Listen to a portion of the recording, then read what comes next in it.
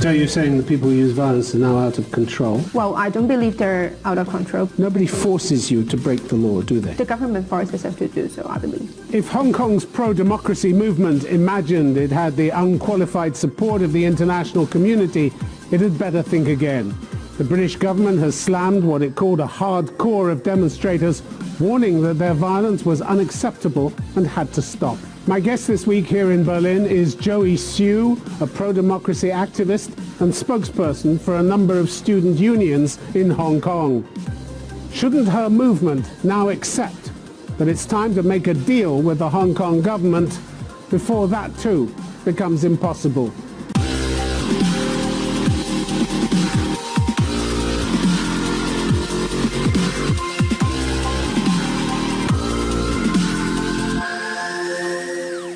Joey Siu, welcome to Convo Zone. My pleasure. If it's wrong for the Hong Kong police to use violence, why is it right for the demonstrators to use it? Well, first of all, I don't think the level of violence used by the protesters are based on the intention to attack anybody. I believe the intention of using violence is only to protect ourselves, because seeing that the police had been beating up protesters without a reason when the police So you're saying they retaliate? Yes. But they do more than retaliate, don't they? October 20th, we had a group of hardcore Yes. protesters throwing petrol bombs at a station, police station. That wasn't retaliation. A week earlier, one protester stabbed a policeman with a box cutter. We had a homemade bomb which went off on the roadside, which by the grace of God didn't hurt anybody or kill anybody. It's that kind of violence I'm talking about. Well, what's the justification? Well, I believe the justification is because when protesters realize that peaceful demonstrations and marches are no longer useful in calling the government to respond to the demands, I believe that is the reason why they're trying to use violence to express their anger, express their furious against the police force. But this is random violence, what we're talking about, random violence. Yes, and I agree that in all means we should try to use peaceful means to cover the response for the government, and I believe the usage of violence would not be the resolution of forcing the government to respond to our demands. So you're saying the people who use violence are now out of control? Well, I don't believe they're out of control because... Well, one of your fellow protesters talked to the London Financial Times last month. He's called Mark. He's 17 years old. He said, I feel like we can't restrain ourselves anymore. The hatred towards the police is growing stronger and stronger. Can't restrain ourselves. That sounds very much like someone and a movement which is getting out of control. I believe that it's only some individual cases. I believe on a common ground that most of the protesters are still doing things based on a reason. For example, like they vandalize NTR stations, they vandalize those restaurants or other shops that are related to Chinese-funded companies because well, we'll come on to that a bit later. I want to talk to you about the measures you use. But some of your leading figures are worried by the violence, aren't they? Johnson Young, who was an organizer of the 2014 Umbrella Movement, he said every stakeholder should take action immediately if we don't want the violence to escalate to a point where there's no turning back. But why don't you stand up and say, enough with the violence? Well, I believe one of the principles among the protesters is about no splitting and no condemning any of our protesters, even though the level of violence they use seems to be like escalating and might be posing some harms to the others. So you maintain almost Chinese Communist Party unity. That's vital for you, is it? I think nobody can argue, nobody can talk, nobody can dispute. Well, we do argue and we do discuss about our actions, and even after those vandalizations, we've got some discussions online on the online forums about, and we did reflections on our actions. So I believe there are... But the violence still goes on. Who can stop it? Who can order it to stop? Well, I believe nobody can try to stop it unless... Nobody. So it's out of control then if nobody can stop it. Unless when the younger generations and together they're willing to stand up together with the older generations, for example, say for student leaders together with some significant leaders from the pro-democracy side, when these leaders try to stand up together and say, now we have to do something peaceful and to stop the violence, I believe that might be there might be a way to stop the violence. And another thing That sounds pretty tentative. That sounds pretty tentative, pretty difficult. Once the train is rolling, nobody, it seems, in your group can stop it. That's dangerous, isn't it? Yes, I agree. So that's why we had been organizing peaceful marches and rallies to try to switch the tactics that we are using on protesting to call for the government to respond to our demands. And I believe everybody in the society had been working very hard. For example, like we are organizing general strikes. We had been organizing class boycotting campaigns because we would like to try to explore other peaceful means so that we do not have to use violence. If in the meantime you should, God forbid, kill anybody, an innocent passerby or a policeman, your movement's finished then, isn't it? Your international support will evaporate overnight. Yes, I agree. And you're prepared to take that risk? And you won't come out in public and say, we need to stop this. The British government has slammed, last week, has slammed what it called the hardcore minority, said the violence was unacceptable. This is the sound of your international support wavering and leaving you, isn't it? Yes, well, I believe the escalation of violence and those violent scenes would definitely be very concerning to the international society when all the free world countries are advocating using peaceful means to bring the situation to a result. But they're telling you you've gone too far already. Doesn't that matter? Well, of course that matters, but I think the most important thing is about how can we hold our government accountable and how can we bring them to respond to our demands. What about the judiciary? You've had criticism from judicial institutions in Hong Kong, pretty heavy criticism. These are the bodies that enjoy considerable respect around the world for their impartiality. Again, if you're losing them, this is a really bad sign for you. The Law Society, for instance, said all forms of unlawful violence, particularly against the police, the use of petrol bombs against the police, as well as the apparent attacks on the families of police officers and bullying of their children at school. You approve of those methods?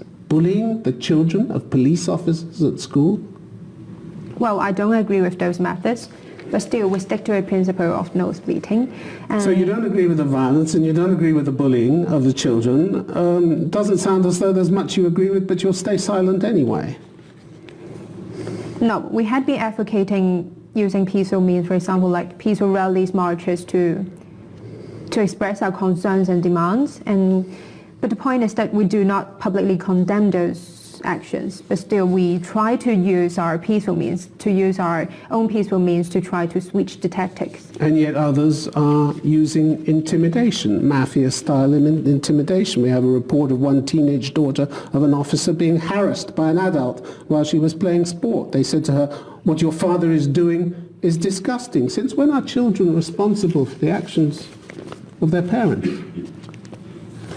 Well, first of all, I don't think any family members of those police officers should be responsible for their own disgusting actions. And but you're making them responsible. Some of your people are making them responsible, bullying them, harassing them. Well, I believe that is happening, but well, the Law Society says it's happening. They accuse you of it. Yes, I can't deny that it is actually happening, but still we're trying to use peaceful tactics to bring the situation to a resolution. And I believe like bullying family members would not be a very good way to solve the situation. The Hong Kong Bar Association said your attack on the Hong Kong airport constituted serious obstruction and was in open defiance of injunctions granted by the courts. In other words, you broke the law. Do you want to live in a state governed by the rule of law or only the laws that you like?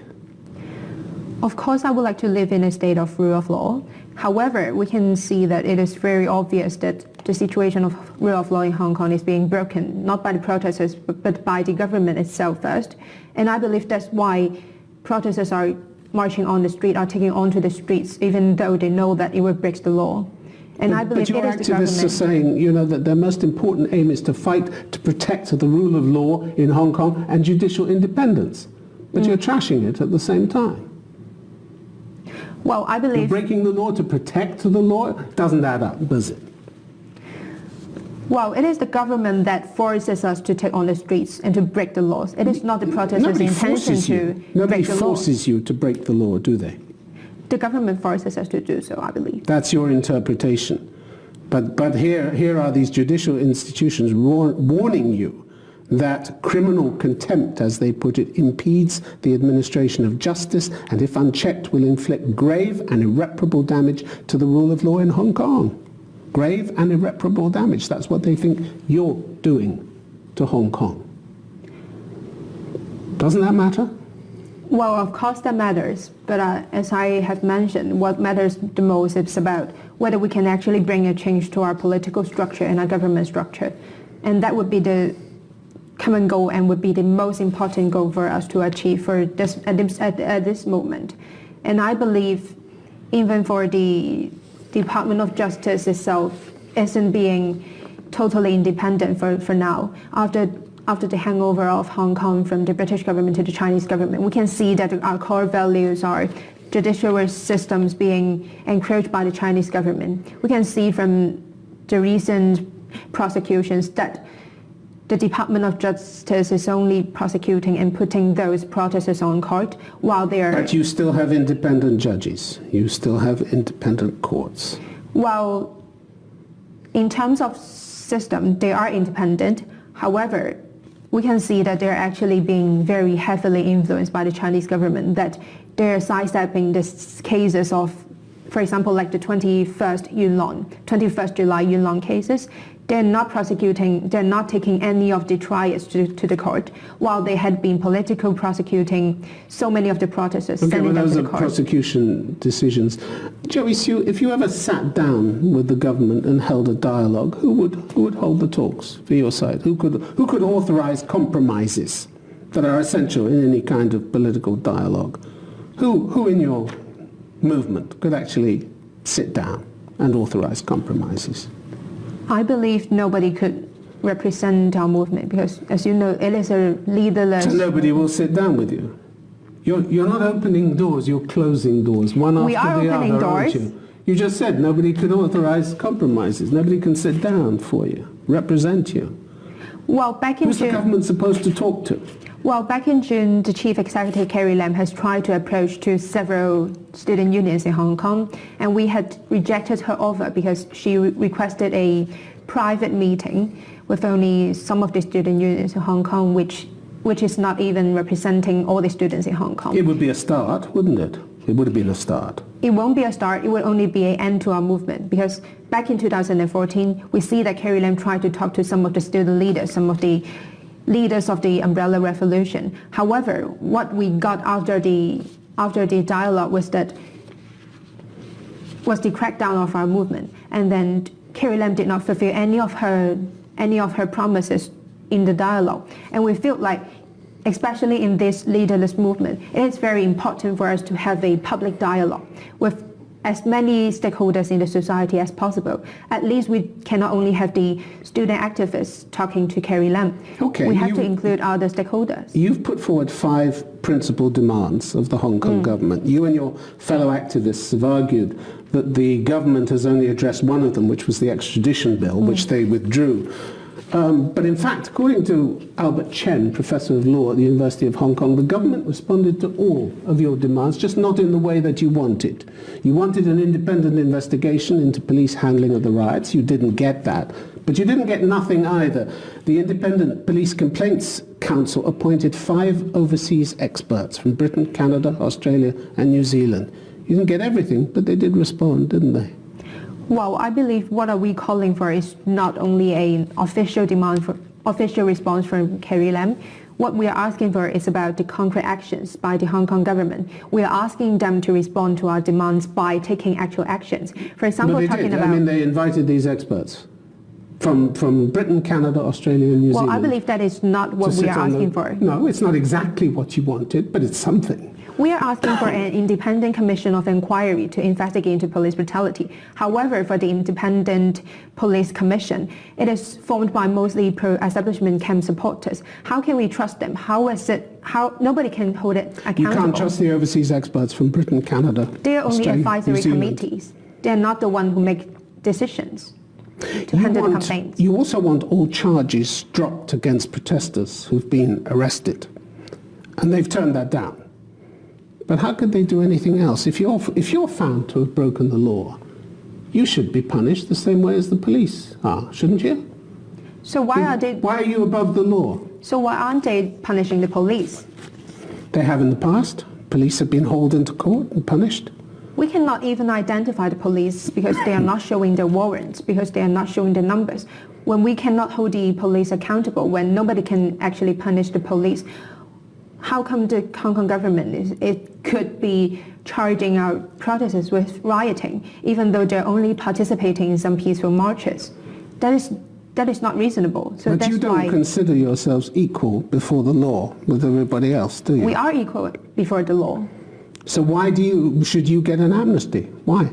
If you've broken the law, and the Hong Kong Bar Association, the Hong Kong Law Society seem to indicate that you have broken the law, shouldn't you be punished for breaking that law?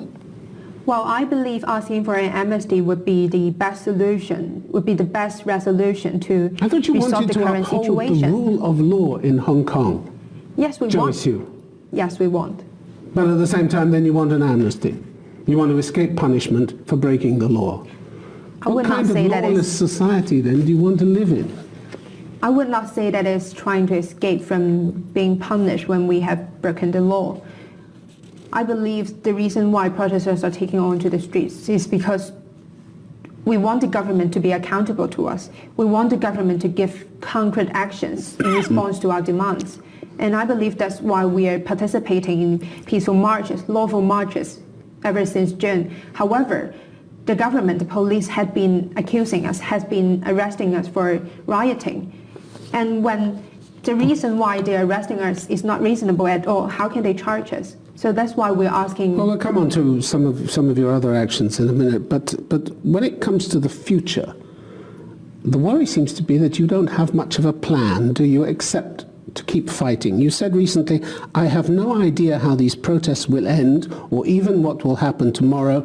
We feel like there is no way back, so we must keep fighting. As if you're a passenger in this movement, but you're not a passenger in this movement. You're one of the spokespeople for this movement, aren't you? Isn't it time you took responsibility for that? Well, I think definitely I should be taking some of the responsibilities of finding the way out for Hong Kong, for the whole movement. But the fact is, when the situation in Hong Kong is like changing in a very lightning speed every day, we do not see our future.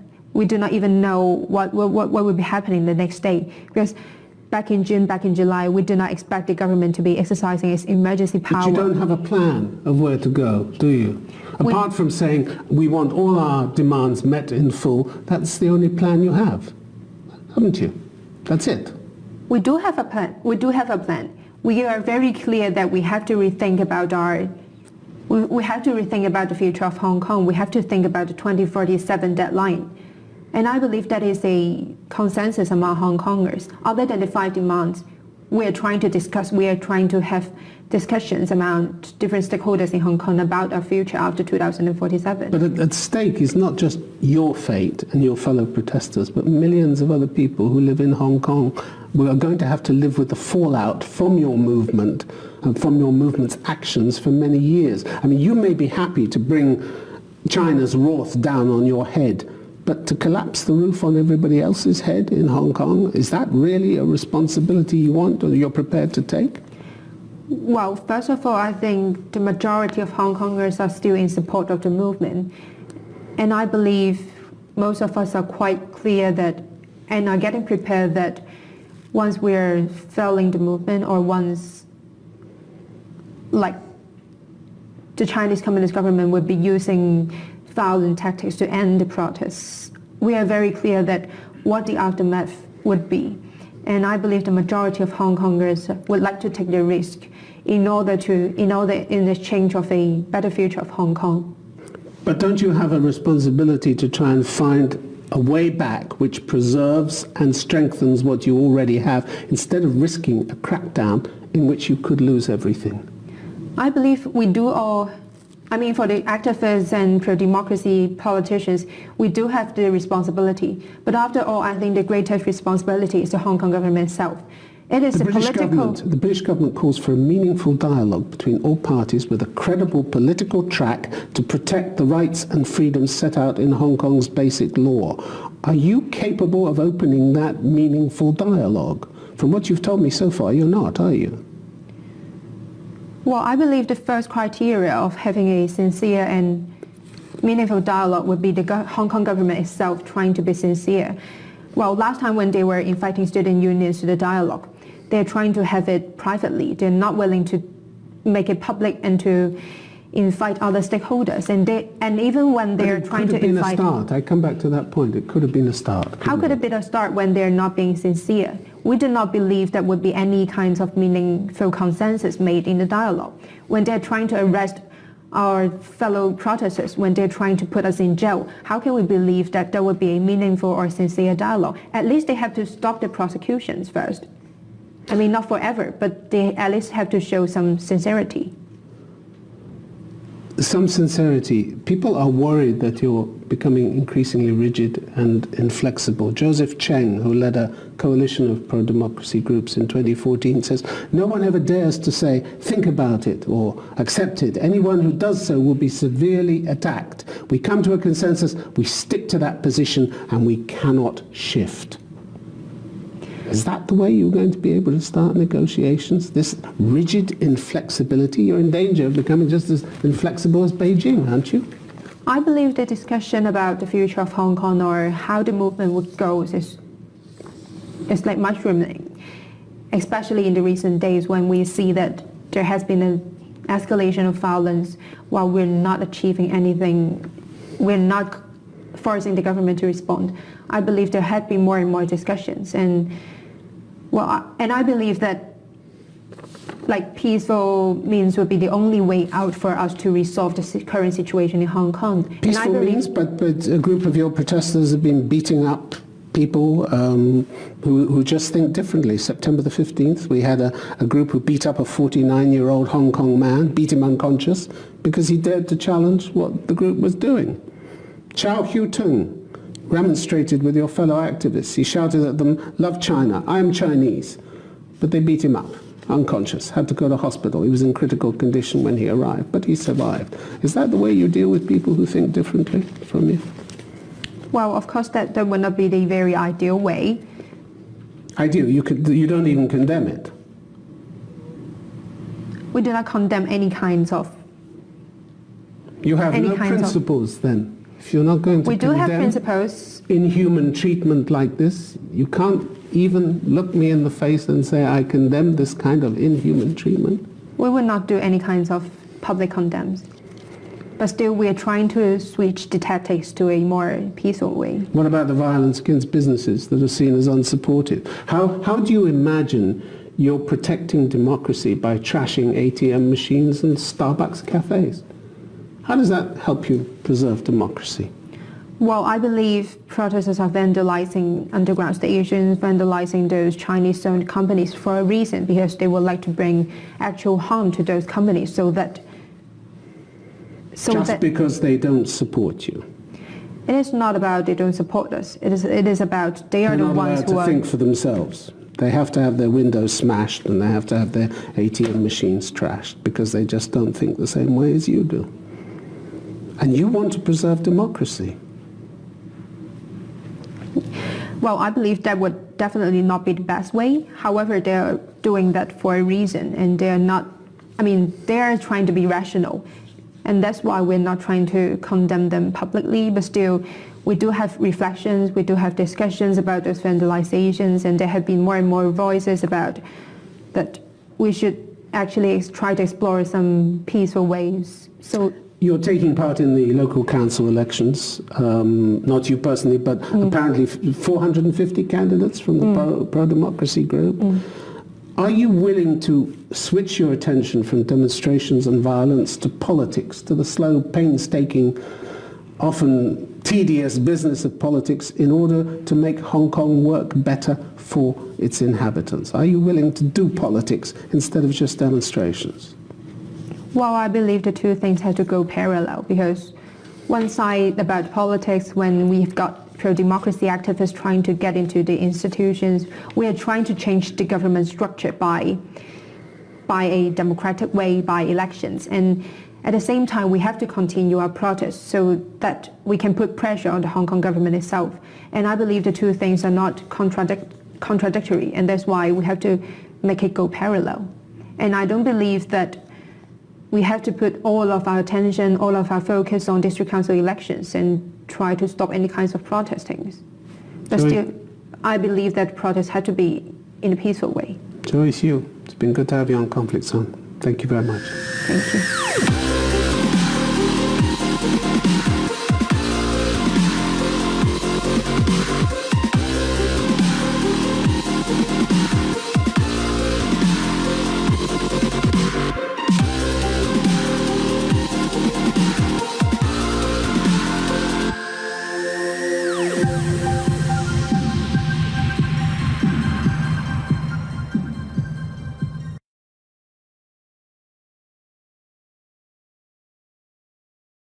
So you're saying the people who use violence are now out of control? Well, I don't believe